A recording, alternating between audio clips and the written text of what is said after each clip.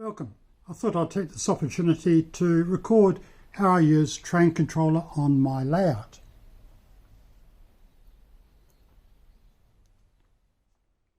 And my layout is Engage. It's based on Japanese prototype. And this area here being modelled during the steam era around the 1960s. And the centre of the room, they're more modern trains. The one thing about this layout is that it's analogue. There's no DCC on this one.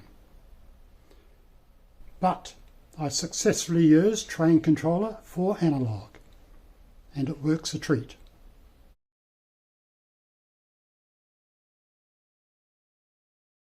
So how many screens do you need to run TrainController? Well, you really only need one, as everything is available on the one screen. You can just change from one switchboard to another. However, I prefer to have more screens so that I can spread out my operation and have a better visual display. I'm using TrainController Gold, and I've been using this software for about 18 years, which is the age of my layout. Across the top I've got tabs for the switchboards that I use on a regular basis, and across the side I've got pop-out panels for things which I might only use once during a session. Startup panel, and across here I've got a display of all the sensors in use. I've also got the Railroad & Co 4D software add-on. So I've got stationary sounds which I can turn on and off from here. And a lot of my points, or turnouts as they're sometimes called, are more than 30 years old, and some of those are of the type that required a pulse of current. So I protected the solenoids on those with the capacitors, and I just need to charge those up at the start of the running session to shift all the points to the non-default position and then back to the default. I can do it all with this one little macro. Stand by, stand by. Stand by, stand by.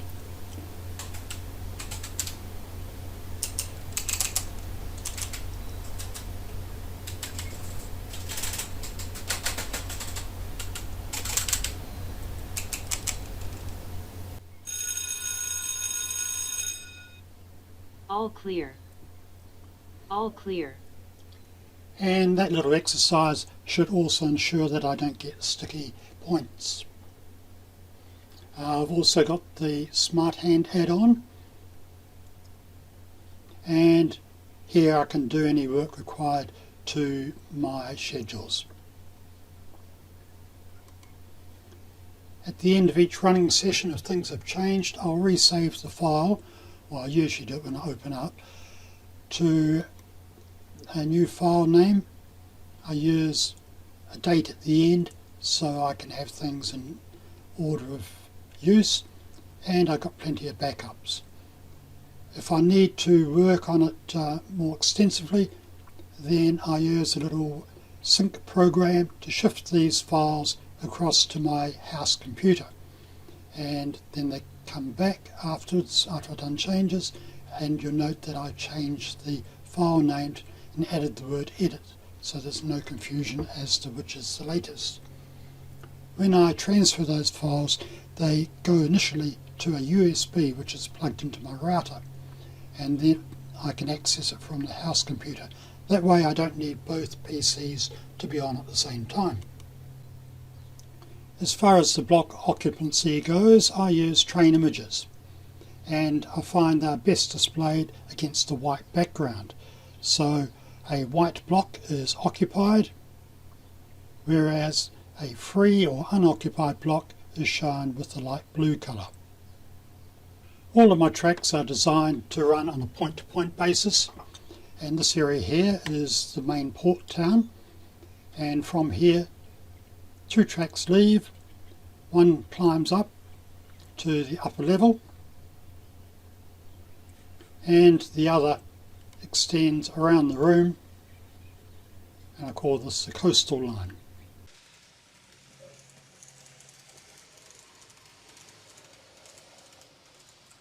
I only run steam and diesel trains on this line to make it more interesting.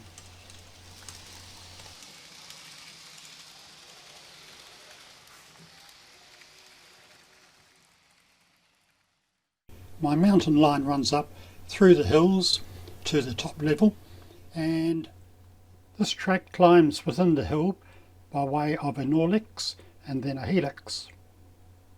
At each level I've got a sensor which I use for train tracking and also to activate the train horn or whistle as it's about to enter or emerge from a tunnel. This is done by assigning engine functions for the various combinations of whistles. The sound output is positioned within the room by way of 4D sound.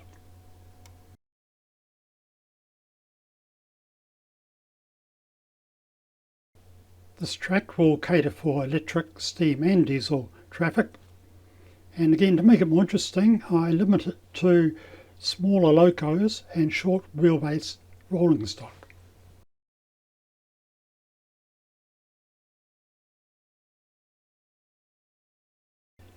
On the switchboard I've used a linear method to set out the blocks.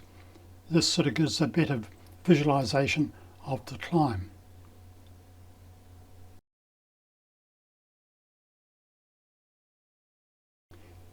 As the various sensors get activated, the train image progresses up the hill. The trailing blocks are released when the train hits the brake marker. Once at the top, the train can descend via another route which joins up with my suburban line, and I've displayed that part of the helix using connectors, which are very useful.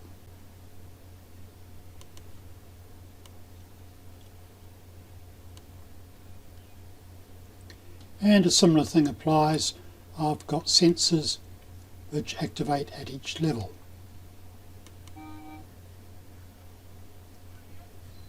Platform arrival announcements are also activated the same way.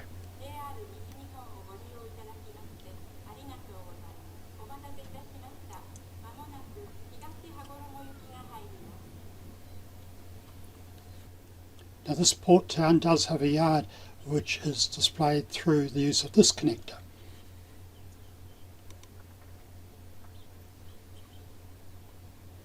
And I can operate it from a seat here, or I can go over to the other part of the layout and operate it from the same display, which will be on that far screen, and I've got 3 throttles that I can use to control the various trains. I've done a similar arrangement for the yard on the other side of the layout. Here I've got a PC that I can turn on, and I can open up a switchboard on that. And that particular monitor is connected to the Smart Hand display. With Smart Hand I can use my cell phone to display a throttle to drive trains, but it is a little bit small for switchboards. So I've got a couple of 8-inch tablets, and I found this to be a good size, easy to handle, and can display a good amount of information.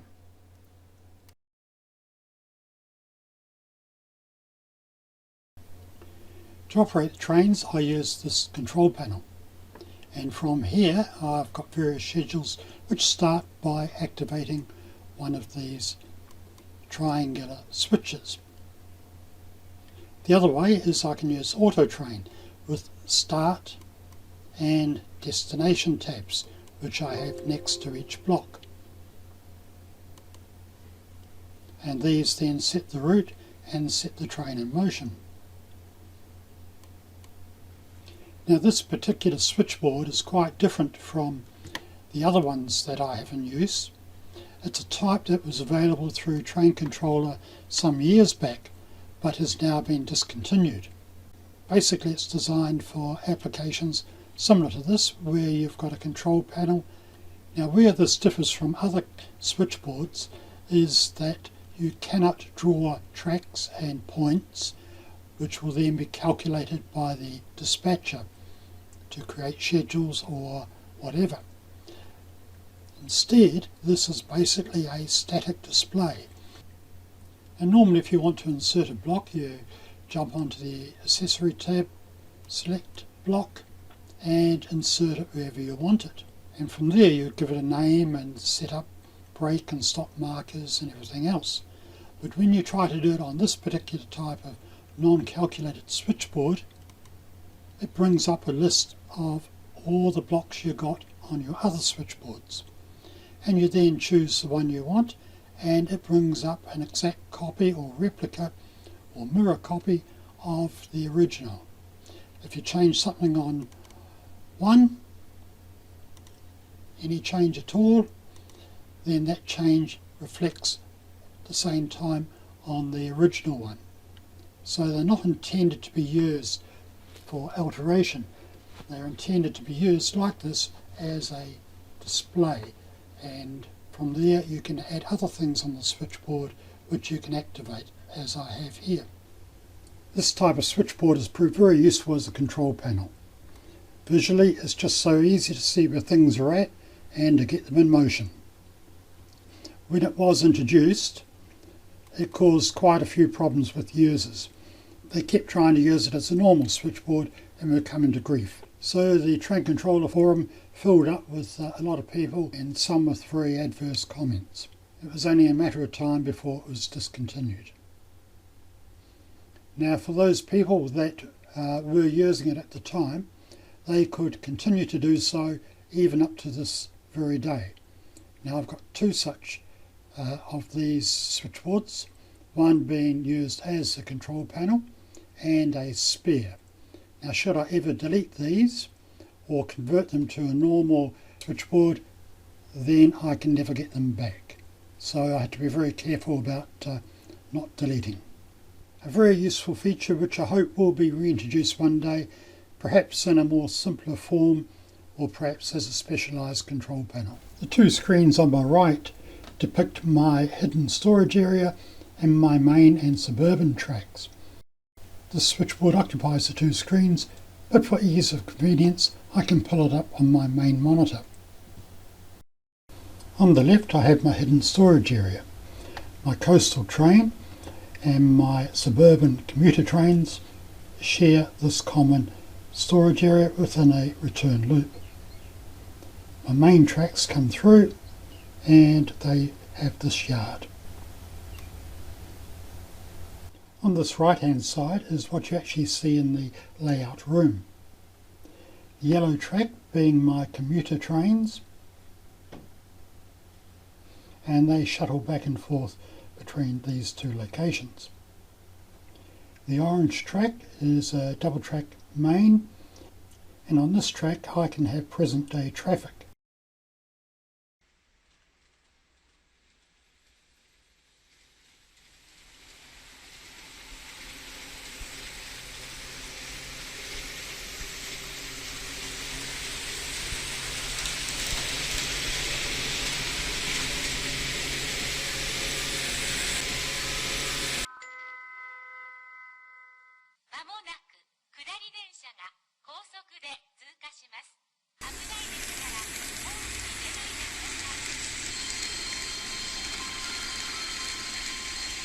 The monitor on the left displays in the top left hand corner the messages window, which I can extend down, and then I've got three throttles. That's adequate for my needs, and on the right I've got the engines and trains window. Now if I do need more throttles, I can just click on the desired engine and it will bring up another couple of throttle windows and a traffic control. Passenger trains on the main line and commuter line will play a station departure announcement as they are ready to leave, and this is based on the platform that they occupy. So how do I do that? Well, I do it by way of functions. So if we go to an engine, I'll just right click this, bring up the properties, And here we go. If I jump over to the functions, you'll see that for this particular engine, it's got stops on platforms 3, 4, 5 and 6. Okay, so here we have a list of actions that are to take place, and if we just open up that list, so the way it works is there's first of all a 20-second delay, then this station announcement will play, and I can see that it's a 13-second announcement, and then there's a further 18-second delay, and that enables that announcement to complete. And then I've just got a short one for about 2 seconds, which is the train whistle. After that, the train is free to leave. Well, we've got the functions all set up, but of course we need to activate them by way of a trigger. Now, to do that, I've actually got a schedule which will take any of these trains back into the storage area. So let's have a look at that schedule. Okay, I'll just make that a bit larger. So here we've got the 4 platforms in question. These 2 head off to the left, and these 2 head off to the right. And the trains end up over here in the hidden storage in their respective blocks. Okay, so if we've got a train in platform 3, essentially it's ready to go. Let's just open up here the schedule specific block settings. And you'll see that for start we've got waiting time set up, and these are 10-second waiting time plus additional start delay of 26 seconds to allow those announcements to play. So that's about 36 seconds, which is pretty close to the times set up within the function. Okay, so what is to happen? So when this schedule continues, or in this case starts, this is what happens. And here we go.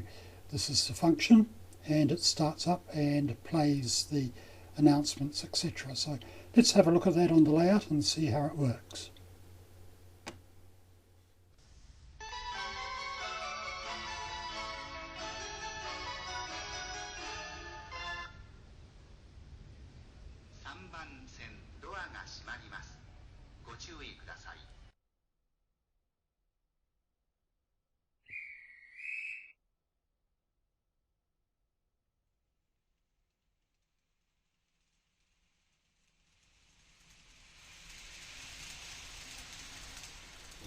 There you have it.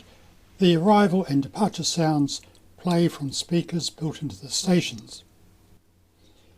And I think I'll just finish up on some comments on 4D sound, which I may have earlier referred to as 3D sound. Anyway, this is the layout room, this part here. Outside of it, we've got this area here, which is the hidden storage. This is the top deck, comes across here, and this is the lower deck, comes across here. Okay, so let's just sort of zoom in onto the room itself. And I think we'll just orientate it by flipping it to the left, so it's the same way as the switchboards. We're now positioned the same way as the switchboards. And we've got in each corner a speaker. I've also got a middle one here, but I haven't bothered to show that. With 4D sound, it's very similar to having surround sound in your lounge. Speakers in the corner, you probably sit over here somewhere, and being in the middle of the sound field, you'll get the spatial sound effects around you. Now, that's all very well in your lounge, but for my layout, I don't sit or stand in the middle here, I'm around the edges. So if I got a sound set up to play somewhere over here, and I'm standing, say, here, those speakers are going to throw it out in a balanced way, so it's going to sound, if you're on the edge, it's going to sound as though it's coming from there, but the problem is I've got the speaker so close to me that I'm going to hear that sound from that speaker coming behind me, and it throws it all out. But as it is, I don't have any effects that play in this area, so I just concentrate on this area around the edges. And it's a bit like a stereo speaker here. Sound from a train might carry across the room from one speaker to the other, and it's the same down here as it goes down here from one speaker to the other, and again along here. As the train goes there, the sound cuts out. And that's basically how I've got it set up. I'm starting to ramble on now, so let's wind this up. I do hope that this overview has given you something of interest, and I thank you for watching it. For now, it's back to cleaning track.